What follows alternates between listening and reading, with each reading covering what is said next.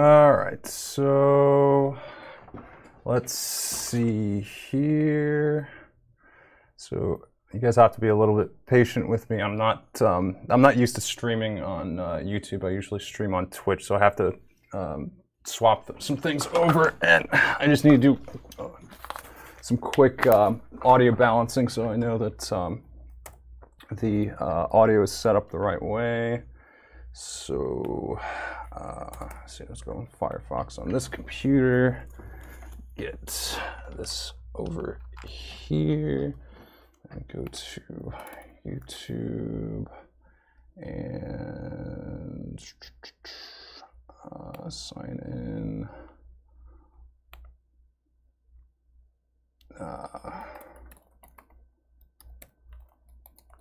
Gmail.com. So if you guys can hear me, you have questions that you'd like me to go through or topics that you'd like me to go over, just post about them in chat, and then once I have a list, I'll kind of go through the list and hit them one by one. I just need to authenticate my other computer on my laptop. Okay, so that is, gotta wait for that. Okay. Oop. Really? Hold on. Yeah, enter the password.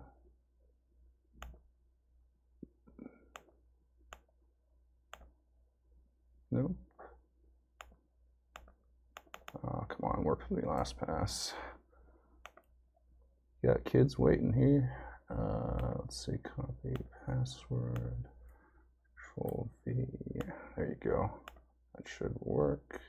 Okay, Authenticator app. 6-1. Yep. Really?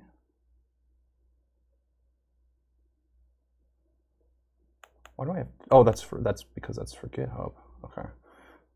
That's why that doesn't work. So, okay. This is the one that I need. Okay. Okay. There you go. There you go. Okay, so I'm in on this computer. Then we want to go to my channel. Let's get the audio here. We are live now. Okay. Yeah, I think we're good. I think we're good. All right, so we're in good shape. So I made this kind of condensed equation sheet here. So let me kind of use this as a baseline for what I'm going to be talking about. And like I said, if you guys have specific questions or problems that you'd like me to work, just let me know and I'll redirect to that. But for the beginning here, I'm just going to go through this equation sheet, and then we'll see where we are after that. So this is, for my students, I sent this in an email a while ago. So you should be able to see that if you're one of my students. If you're not, I'll post a link in chat for this. So let's see. So these are all of the important equations that we have here. I want this on this monitor so I can read chat.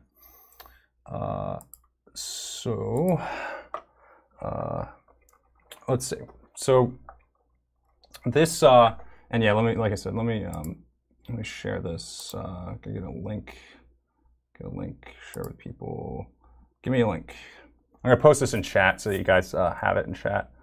Are there any equations we will need but won't be given? Okay, yeah, I'll talk about that in a second. So the short answer is no. The long answer is there are equations that are kind of derived from the ones that are on the equation sheet that I don't know if they're explicitly on there or not. So I don't want to allow editing. block download. Now we're fine. So let's copy the link, and then you'll have this in chat. So this is just a link to this document. So if you click there, then you should be, let me check it myself.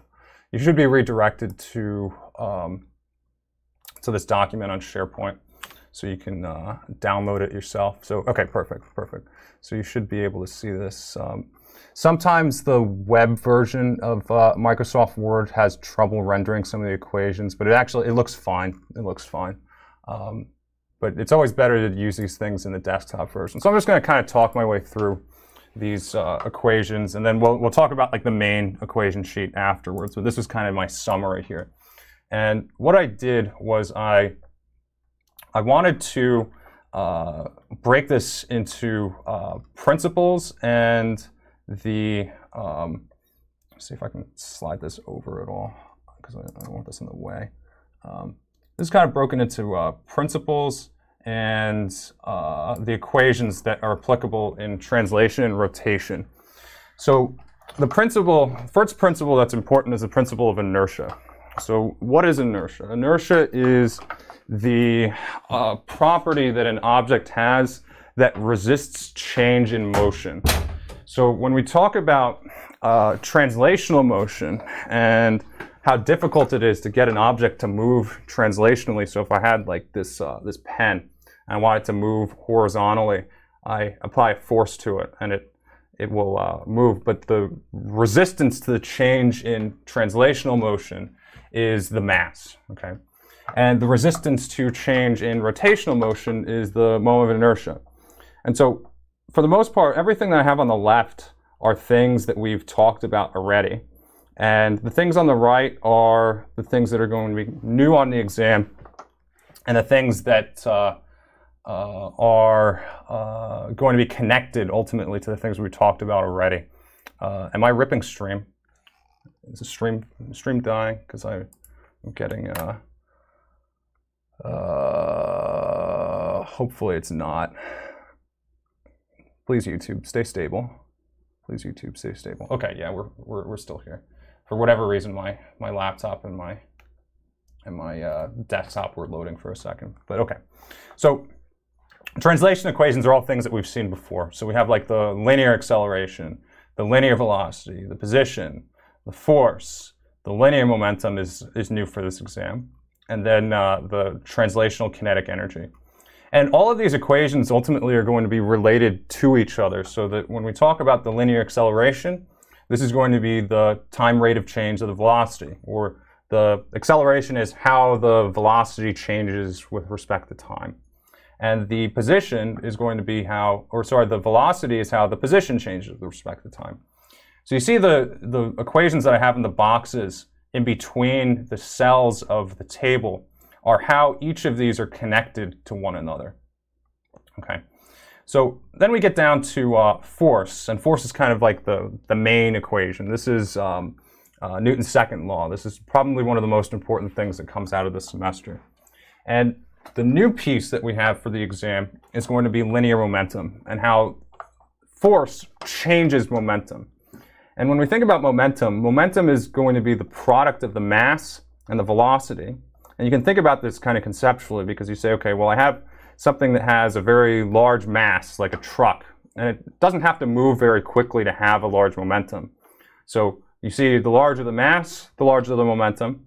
And you also see the larger the velocity, the larger the momentum. So take the same truck, and it's moving at 5 miles per hour versus 10 miles per hour. The one that's moving at 10 miles per hour has a larger momentum.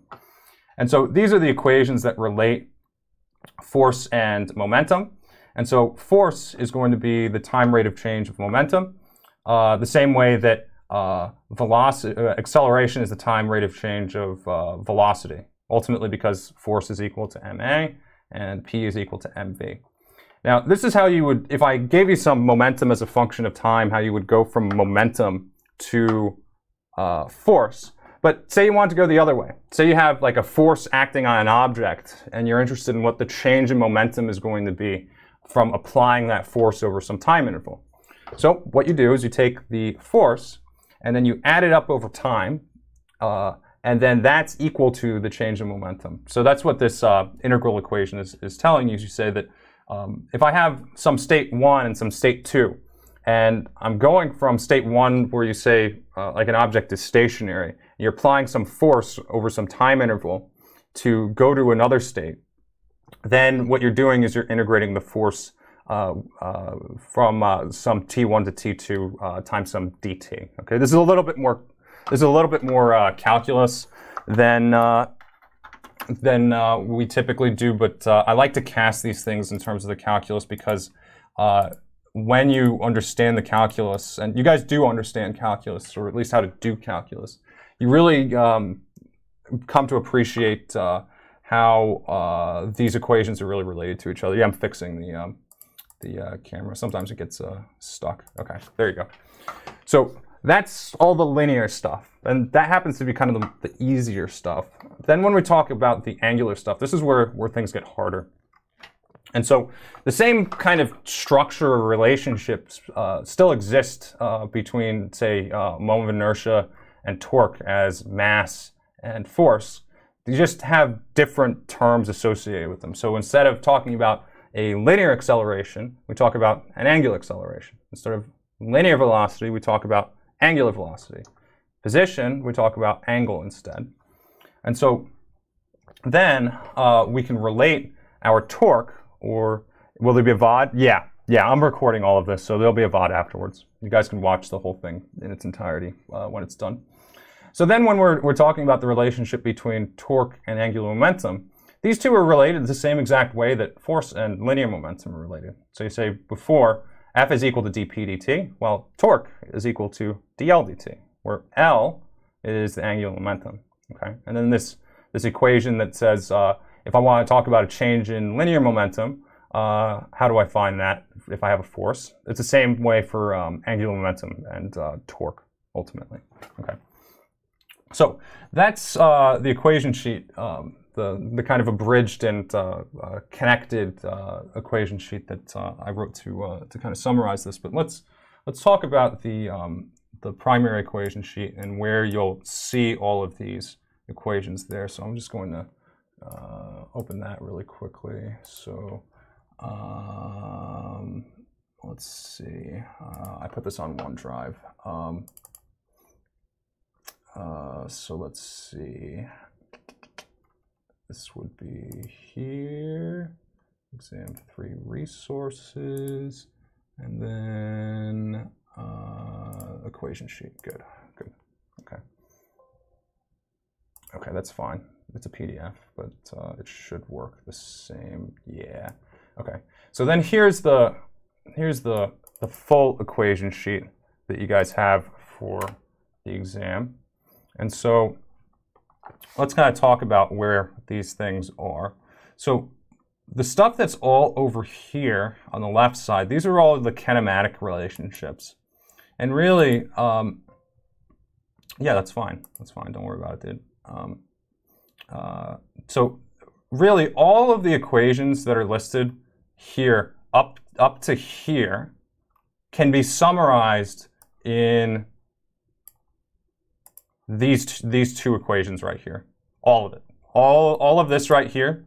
If you understand these two equations and like really understand them, everything from here down to here is summarized here. Okay. Then you have your Newton's second law. So sum of the forces equal to mass times acceleration. That's given here. This is Newton's third law. I didn't explicitly write that here. These are the forces of friction, the centripetal force, quadratic formula I didn't list out here, but I think that's something you guys probably know. Then energy conservation I didn't list here either. So you want to make sure that you know energy conservation, but translational kinetic energy is kind of built in there because you have that one right here. Okay, and work energy theorem and momentum. This, the change in potential energy is, in a sense, it's built into the work energy theorem. I also didn't write the work energy theorem on this one.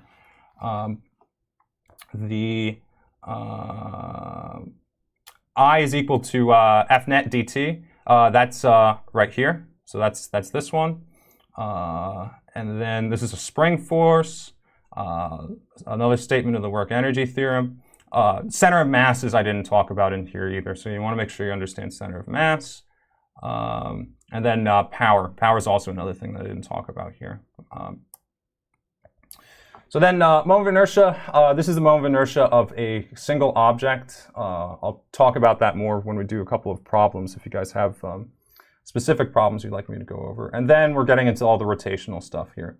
So rotational kinetic energy is here. Translational kinetic energy is here. This is an equation for finding the moment of inertia of an object if you know what the mass distribution of it is. I didn't talk that much about that. That's a little bit more calculus than we typically do. So I wouldn't really worry about this equation. This is talking about how I can write the moment of inertia about some particular point in terms of moment of inertia about its center of mass. Also something really interesting, but we don't talk about that very much.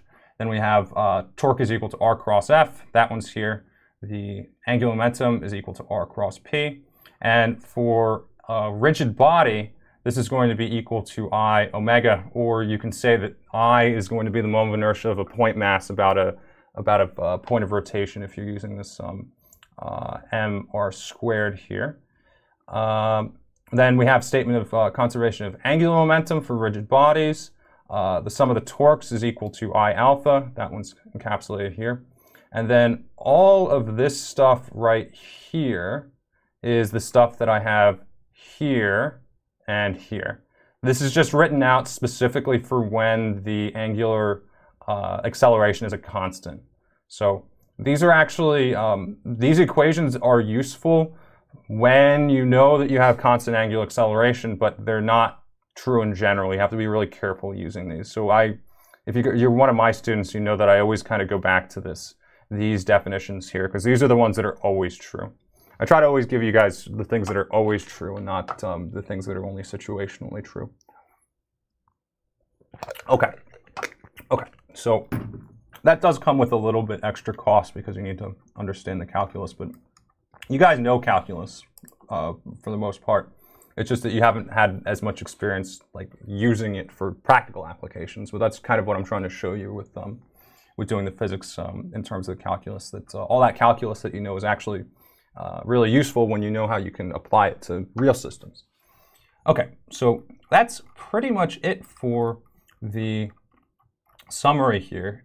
Professor Koenig, you should also go to her email that she sent out a while ago. She has this really good breakdown of all the topics. And hopefully you guys have been going through those as you've been studying. But if you're kind of last-ditch effort at this point to get ready for the exam, that's something that's really important to go through her list of all the topics and the chapters that are associated with them. She has some sample problems that are from the book to work on. So yeah, so that's pretty much it for what I want to say for the laying out all of the equations, and like this is kind of the lay of the land, but the rest of it's all in working problems, and you guys want to be practicing problems. So if you have any problems that you've been working on, if there are questions from the practice exam or the Teams homeworks that I've assigned or the web assign, just post like a description of the problem, or like tell me what the problem is that you're working on, and then I'll go through and I'll talk about how you would go about solving that particular problem.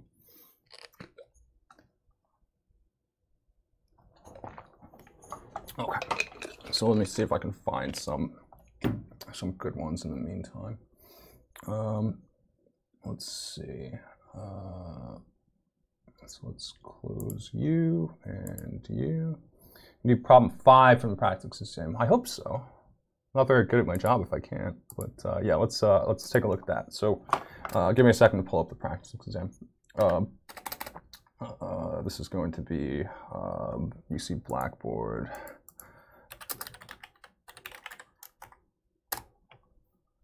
Okay, so this would be on the meta course, and then purchase, exam, regrade, and regrade information. Practice exam. Okay, that's a study guide. We want the practice exam itself.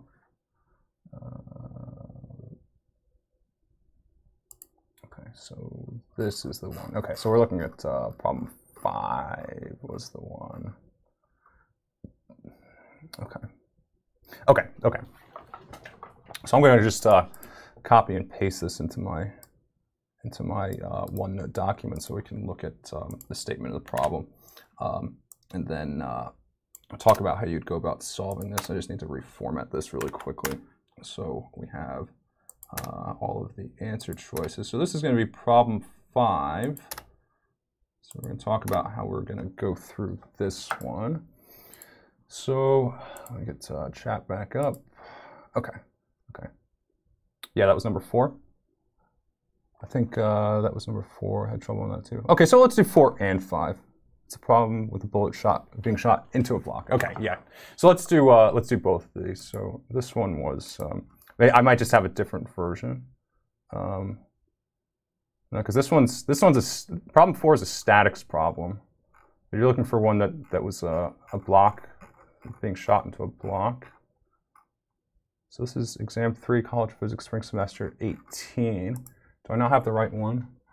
Oh,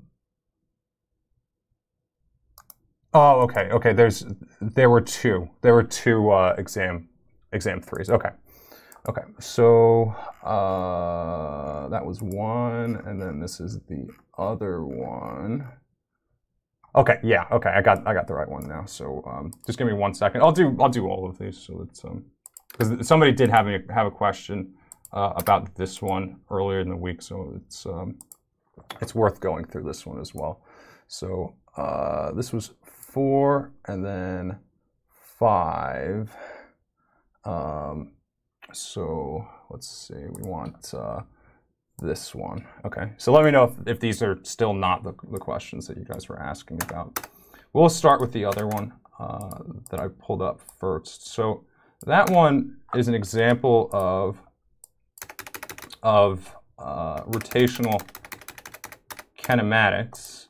And so this one says a wheel starts from rest and rotates with a constant angular acceleration, and it rotates about a fixed axis, and it completes its first revolution in 60 seconds. It started at time t is equal to 0 seconds. How long after t is equal to 0 seconds will the wheel complete the second revolution? Okay. What kind of multiple choice question should we expect? I think something like this is definitely reasonable. Yeah. But I think like any, if I want to get into like how do we decide what is and is not a multiple choice question, we write the free response questions first, and whatever we haven't covered through free response questions, we make multiple choice questions to cover all of our bases for all the topics. So it's hard for me to say like what kind of multiple choice question should we expect like specifically. I could tell you that the multiple choice questions are really kind of to fill in the gaps for anything that we didn't address in the free response questions. And how many? To be honest, I don't know offhand, but I think the number that we had for the practice exams versus the real exam is probably comparable. I'd have to look at I'd have to pull up the exam to actually tell you, but those actually aren't really important details because any of these questions could be a free response question. It's just a matter of, did we write that free response question this year, or are we putting in a multiple choice question? Okay, so let's talk about how we want to think about solving this question. So when you start looking at this and you see starts from rest, rotates, constant angular acceleration, first revolution, second revolution, this is guiding us towards wanting to use this kind of points us in the direction that we're going to want to use rotational kinematics. We only run through a question or two over every topic. Yeah, and some of them I have already. So if you go to the playlist, I'm probably not going to do very much angular momentum because I've already solved like 6 angular momentum questions. So you can watch those after the stream. Okay, so let's get into actually solving this one. So we see things like from rest, rotates, constant angular acceleration, first revolution, second revolution. This is guiding us towards wanting to use rotational kinematics. And so I'm going to start with the base equations here that say that alpha is equal to d omega dt, and omega is equal to d theta dt.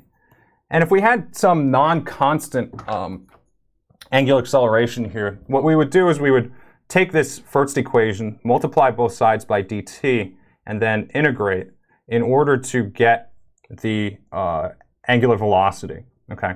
So what this says really is that omega of t is equal to the integral of alpha of t dt. Okay. But we don't have to do that here because we know that it's a constant angular acceleration. So we can actually just cite the equations for constant angular acceleration, and that's to say that omega of t is going to be equal to omega 0 plus alpha 0 t, and theta of t is going to be equal to theta 0 plus omega 0 t plus 1/2 alpha 0 t squared. Okay. So those are the general equations, but what we want to do is we kind of want to pick off the terms that are going to be 0 here. And so if we look at this, it says the wheel starts from rest. Well, that means that omega 0 is 0. So we take this and we say that's 0. Okay. We can do the same thing in the next equation, right? So that's 0. And we're going to choose to define our coordinate system here in such a way that we're saying that theta 0 is also 0. So the equations that we're interested in here are omega of t is going to be equal to alpha 0 times t, and theta of t is going to be equal to 1/2 alpha 0 t squared. Okay. So now we have some additional information that we can apply here, and that's to say that we know that it takes 6 seconds to complete the first revolution. And so if we're thinking about this wheel, and let's put like a marker on this. So that's where it's starting, and then it's gonna spin and get all the way back here. That takes 6 seconds. And we know that the total angle that it goes around here, we can call that theta of t is equal to, let's call this t star, a special time that we're interested in. That's going to be equal to 2 pi. Because the total angle in radians around the circle is going to be 2 pi. And then we can say that this is going to be equal to alpha 0 times this t star, the special time.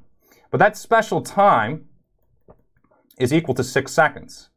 And so what this allows us to do is it allows us to find what alpha 0 is. So alpha 0 is going to be equal to 2 pi divided by 6, which is going to be equal to, I'm using the wrong equation here.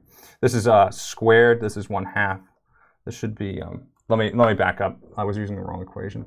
So things that are important, I tell my class this all the time, and I do tend to make mistakes, but I almost always end up finding them because I'm applying dimensional analysis step by step.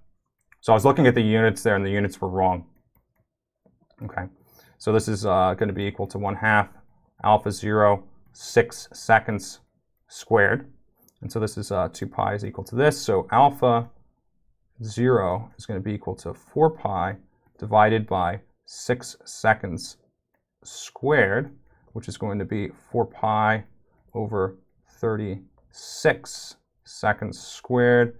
36 over 4 is 9. So this should be equal to pi divided by 9 seconds squared, right? Yeah. Okay. So that's what alpha is. So we have alpha. Now, in order to determine what or how long it takes to complete the second revolution, all we need to do is we need to find what the angle is, or what the time is it takes to get to 4 pi, right? Because one revolution is 2 pi, a second revolution is going to be 4 pi. So we have 4 pi, so theta theta of t is equal to, let's call this a different special time. Let's call that t prime, is going to be equal to 4 pi, which is going to be equal to 1/2 alpha 0 t prime squared. Okay, so again, we rearrange this. We know what alpha is now to solve for what t prime is. So t prime is going to be equal to 8 pi divided by alpha 0 square root. Okay, if you have your calculator, you can calculate explicitly what this is here. So this would be, I could take this, if I plug this in here, it's going to be 9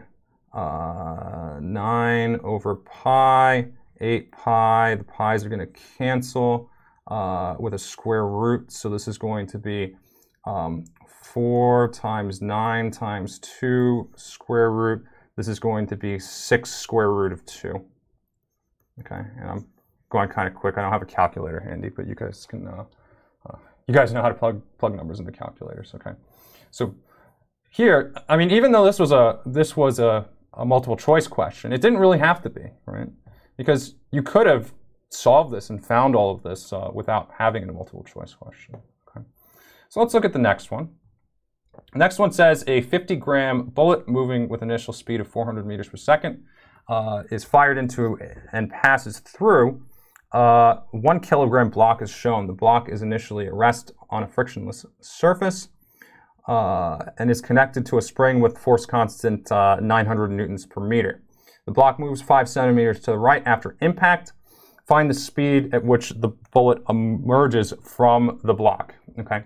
So what's helpful for these kinds of situations is to draw what the various stages of this system, or draw the various stages that this system is in.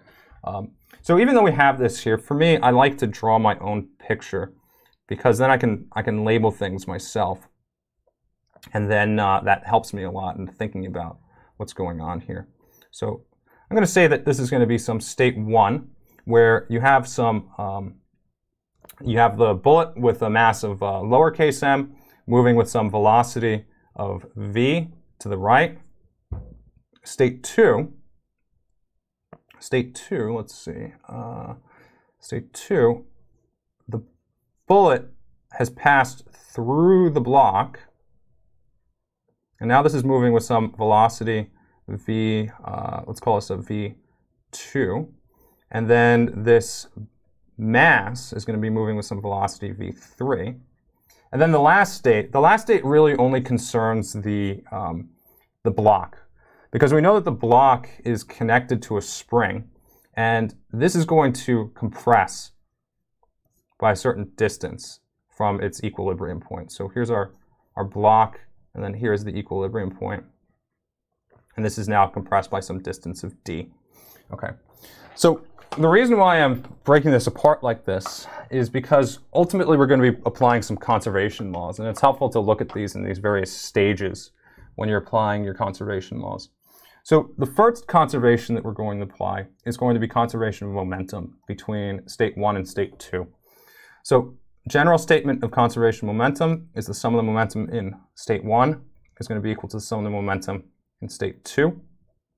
And in general, the momentum P, so momentum P vector is going to be equal to mass times velocity. Okay, so now what we can do is we can say, okay, well, for the objects that I have in this state, which ones are moving? We only have the bullet moving, so there's no momentum from the mass, and so this is going to be just, this is just going to be mv, just mv, is going to be equal to the momentum in the second state. So in the second state, we have the block moving, which is going to be represented by capital M v3 plus the bullet moving. So this is going to be mv2. Okay. Now, we have one equation and 2 unknowns here because we don't know what v2 is and we don't know what v3 is, right? We know the velocity that this is shot into the block with. So we know it has 400 meters per second to start with. We know that this block is going to be compressed here, but we don't know anything explicitly about V3 or V2. So now what I'm going to do is I'm going to set up another equation in order to relate this distance that this is compressed to the velocity this block had originally. And that's going to be conserving energy between state 2 and state 3. So E2 is going to be equal to E3. And so in state 2, we have kinetic energy of the block. So this is going to be 1/2 capital M V3 squared. And then all of that kinetic energy of the block is going to be going into potential energy for compressing the spring. And we'll remember, or we can read off of the equation sheet, that the potential energy of a spring is going to be 1/2 kx squared, and this is going to be compressed by some distance d. So this is going to be 1/2 kd squared. And now we have two equations and two unknowns, because we don't know what V3 or V2 is, but we have two equations, and so we can solve for it. So the next thing I can do is I can algebraically solve this system by saying, okay, well, from this equation, I can find what V3 is. So here, what I would do is I would take this and I would cross this off. Ah, very good question. Do we not take into account the velocity of the bullet in state 2? We don't when we're doing our conservation of energy, because when we're conserving energy, we're only conserving energy for the block M, going from here to here, right? Going from here to here, we're only conserving energy for the block, because we're interested in only what's happening with the block going from this state to this state, because the bullet here doesn't do anything with the spring, right? The only thing that interacts with the spring is the block, right? So we don't incorporate that kinetic energy of the bullet at all with when we're conserving energy for this spring and the block ultimately. Because really what you can say is I didn't really care how this got this velocity V3. I just care that it does have the velocity V3, and the fact that this block has this velocity V3 is how it's going to be compressing the block. Okay, but the connection, because you're right, this V2 is important, but it's only really important as part of the conservation of momentum portion of this. It's not important in the conservation of energy portion. Okay, so hopefully that clarifies things. So really, this notation's not great, because it's not, I'm not really writing down the energy in state 2. I'm writing down the energy from the block of mass M in state 2. Okay, so I hope it wasn't the notation that was confusing. Okay, good. So we understand now. All right, so now what I'm trying to do is I'm trying to get this equation written in terms of V3. So I can plug that into here. And so after I do a little bit of algebra here, I end up seeing that V3 squared is going to be equal to K divided by capital M D squared. We take a square root of both sides, and then we see that V3 is going to be equal to the square root of K over M times D. Okay. So now that we have this, we can take this and we can plug it in there, and then solve for V2. Because we know what K is, we know what M is. Sorry, this is a capital M. This is capital M. So capital M. We know what K is, we know what capital M is, we know what D is. The only thing that we don't really know anymore is what V2 is. And so what we can do is we can plug this in here. We see MV is going to be equal to capital M times the square root of K over capital M times D plus lowercase m times V2. And then solve this for V2. So when we do that, we have MV2 is going to be equal to MV minus capital M square root K over capital M times D. And we can simplify this a little bit more, actually. So we can cancel our M there. We can move this over here. So at the end of the day, what we have is V2 is going to be equal to V minus the square root of, I'm going to bring this in here a little bit more. So this is going to be, really this is m to the 1, which is m to the 2 over 2, times m to the minus 1/2. So that makes this m to the 1/2 times k times d divided by m. Okay, and then we have this all in terms of the things that we're given and the things that we know. And we could just plug our numbers in to find numerically what the answer is. I'm not going to spend time plugging numbers into a calculator. Okay, so the next question that we have here, this one says high-speed stroboscopic photographs show that the head of a golf club of mass 200 kilograms is traveling at 55 meters per second just before it strikes a 42-gram golf ball at rest on a tee. After the collision, the club head travels in the same direction at 40 meters per second.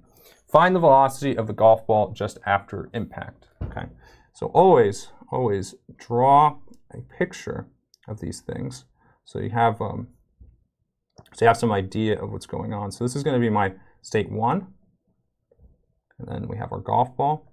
And then we have our state 2, and the golf ball is going to be moving, and this is also moving like this. So this is going to be some velocity I call, let's see, how do I want to do this notation? Let's call this some capital M, some M, call this one a V sub 1 capital M, and then we'll call this a V sub 2 capital M, and then we'll call this one a V sub 2 lowercase m. Okay, so we've got our two states defined here, so we just need to conserve momentum between our two states. So what we say is the sum of the momentum in state 1 is going to be equal to the sum of the momentum in state 2. This says that capital M times V1 capital M plus nothing, because this is not moving at all, is going to be equal to capital M V2 capital M plus V2 lowercase m times lowercase m. Okay. So now we have our momentum conservation equation here. We know what the velocity of the club is before and after the collision. We just want to find what our velocity of this one is going to be. Okay, so when we do that, we're just doing a little bit of algebra here to rearrange this. So we have capital M V1 capital M minus capital M V2 capital M. It's going to be equal to M V2 lowercase m. And so then we just divide both sides by lowercase m. And so what we end up seeing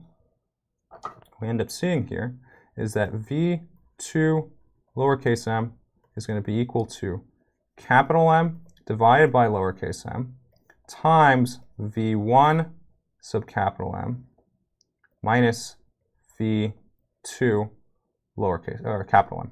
Okay, and this one's actually not so hard to do the numerically.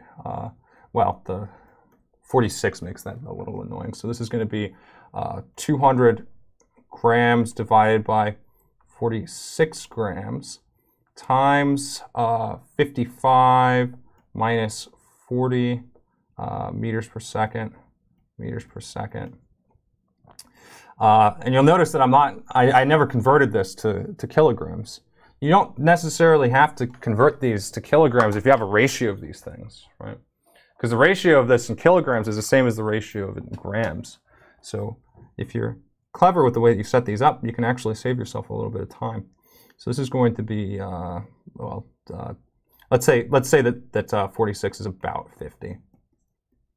So this would be 4. So this would be 200 divided by 50, which is going to be 4, times 55 minus 40 is going to be 15. So this is going to be about 60 meters per second. Okay, so that's going to be that one.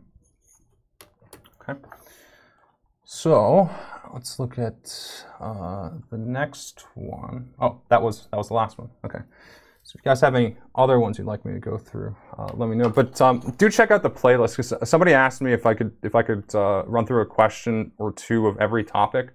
I've actually solved a whole bunch of problems from all the topics. Wait, what about direction? Well, the direction's kind of built in here, right? So I found that this was going to be positive, right? But I labeled my direction here. So if I wanted to be really explicit, as of right now, I'm kind of writing these terms in terms of scalars. But if I want to say the velocity vector, this is going to be about equal to 60 meters per second in the positive direction, the plus x direction. Yeah. Would it just be east as you did it? Yeah, east or to the right. Yeah, yeah. Because in some ways, and honestly, if I was the one grading this and you had 60 meters per second there and you labeled your picture, that's 100% correct. Because all of the vector information, all the direction information is in your drawing. It doesn't. It's probably better if you're asking, why didn't I label it here? It's better that maybe that you do, because, well, not everybody that looks at the exams and grades them knows as much about this as I do. So I would have given you credit for that. Somebody else might not. So you have to be careful. And you're right. You're probably better off writing this here. But if you had done this calculation, you have this picture labeled. You say that the velocity is equal to v sub 2 lowercase m is going to be equal to 60 meters per second. I would give you full credit for that, because you've already indicated the direction. You just did it over here. You indicated direction there. So it's probably better just to be really explicit and write it like that, but I would have given you credit for it either way. Okay. So provided that you did it in the diagram. You have to show it somewhere. Okay. All right. So yeah, so I honestly don't, unless you guys have other explicit questions, like I said, I have plenty of these kinds of problems. I have a whole bunch of these I think it's in the video, multi-step momentum or multi-level momentum, where you're conserving momentum and energy. I did a whole bunch of those. You go through a linear momentum or any momentum using unit vector notation, or the vector notation throws me off. Okay, yeah, sure. Let me try to think of one. So if you're using the unit vector notation, because I kind of suppressed vector notation here because this all happened in one direction. But when you're using the unit vector notation, really what you'd be doing is you typically be doing something in 2 dimensions. Okay, so what happens if I have something like this? I have let's say that we have some like molecule or something that's is stuck together like this, and the whole thing, let's call this a lowercase m and a capital M. And this is moving to the right with some velocity v1, and then later on it splits off. So it has some velocity, let's call this v sub lowercase m, and then this some v sub capital M. Okay. And I just want to get the system of equations that describes this. So what you have to do here is you actually have to conserve momentum in 2 dimensions. So you say that this is some angle theta, and then this is some angle of phi. Okay. So what you do is you'd say that the sum of the momentum vector in state 1, so let's call it state 1, state 2, is equal to the sum of the momentum vector in state 2. Okay. So really what I need to do here is I need to break this into the sum of momentum in state 1 in x, and the sum of the momentum in state 2 in x. So this is 2 in x, and then in y, sum of momentum state 1 in y is equal to sum of the momentum in state 2 in y. Okay. So now we need to draw some coordinate system here. So here's our coordinate system. And so this is, pen is not tracking very well. So this is going to be x and y. Okay. So when we look at the momentum in x initially, these two things are connected together. So this has a total mass of m plus capital M times v1. And this is going to be the x component equal to the x components of the sum of the momentum in the second state. So this is going to be v lowercase m times times a cosine of theta times m plus capital M v sub capital M times cosine of phi. And we can do the same thing in y. So here's our x equation. Here's our y equation. Okay. So what you do here is you say, well, there's no momentum in the y direction. So this is 0 initially. And then afterwards, you have the momentum v, or m v sub lowercase m times sine of theta minus capital M v sub capital M times sine of phi. Okay.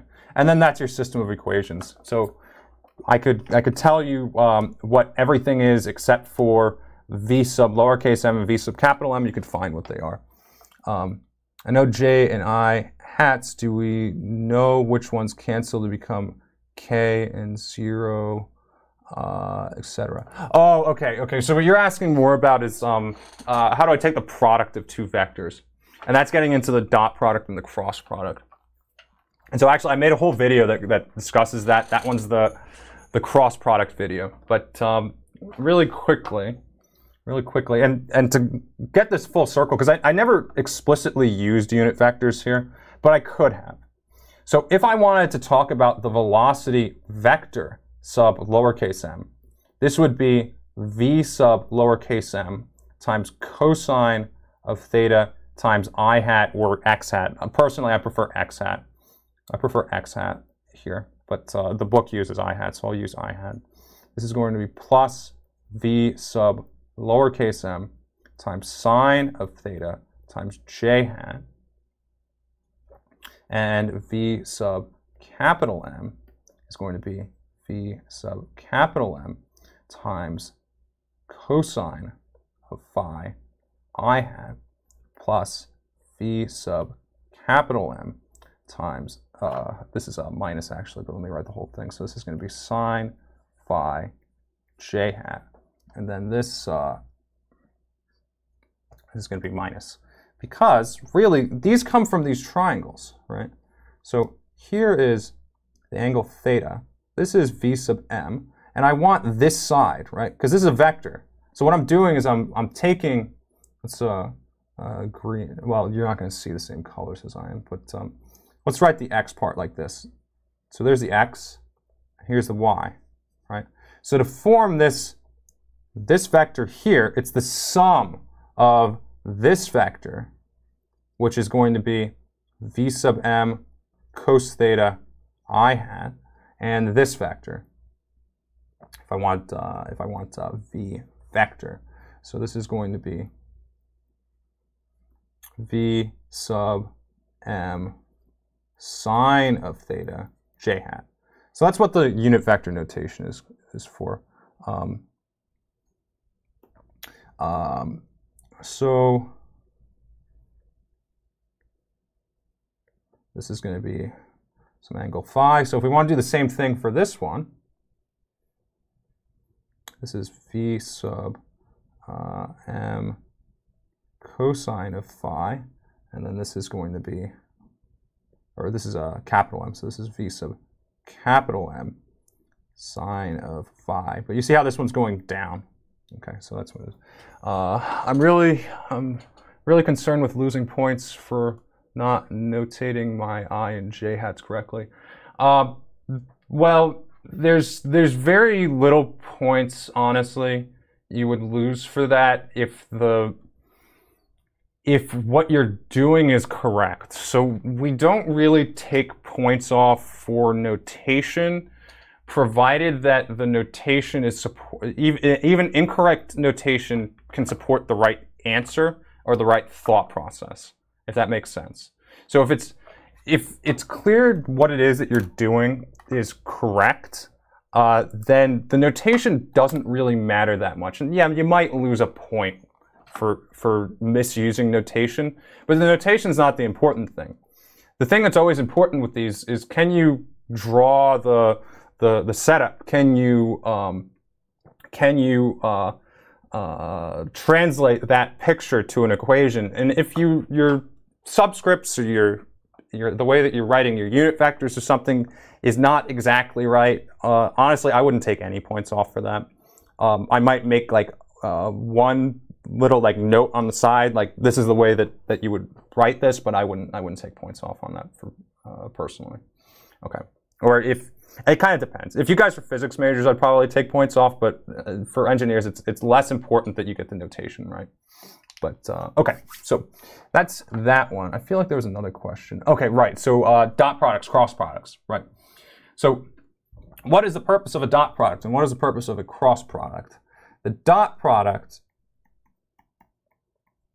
is a way to say how parallel two vectors are. Okay. So dot products is maximized when the two vectors in the same direction, and a cross product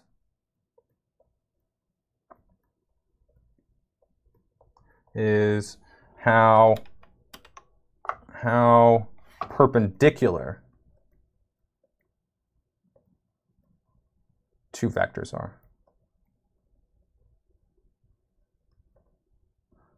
So let's see what this means in terms of the vector arithmetic. So if I have the unit vector I hat dotted with the unit vector I hat, this is going to be 1.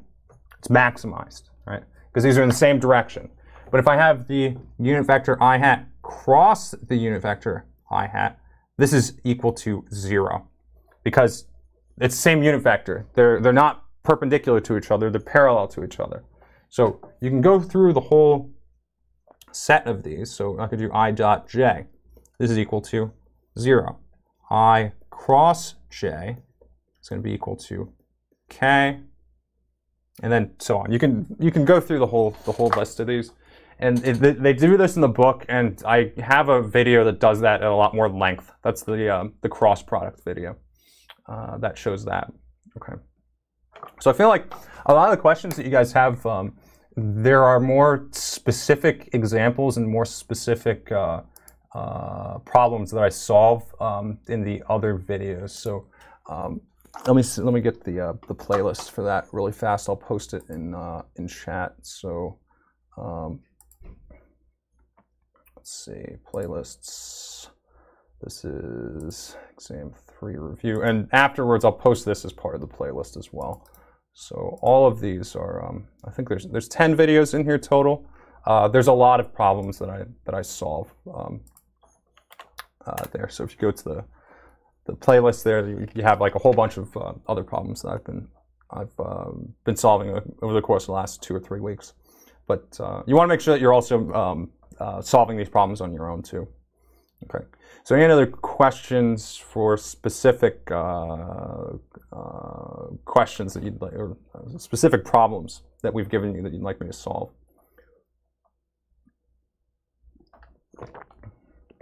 We're almost at the end of the hour, so I'll do one more if you guys have another one that you'd like me to do.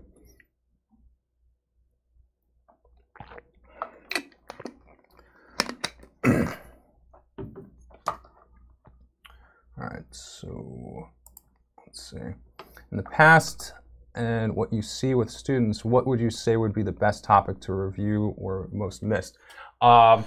Anything related to the cross product. Torque and angular momentum.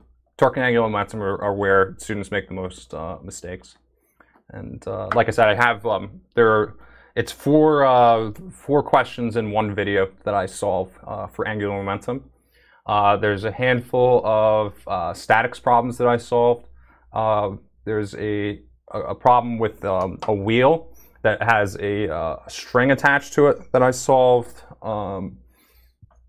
All of those are the ones that are more difficult. Make sure that you understand conservation of momentum. There are usually more mistakes made on conservation of angular momentum than there are on conservation of linear momentum. But other than that, yeah, I definitely say anything involving a cross product. Anything involving a cross product.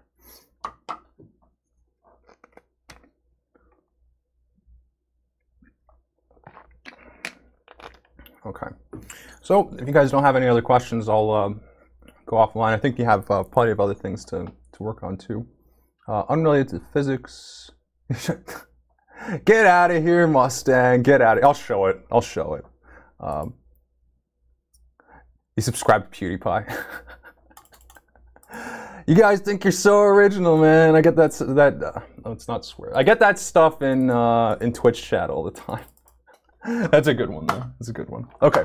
Well, that's going to be it for me then, guys. I'm going to... this will be archived, so you'll be able to watch it. But otherwise, good luck with studying. If you're one of my students, if you're in Microsoft Teams, you have other questions, just post them there. I'll be around. But like I said, otherwise, good luck studying.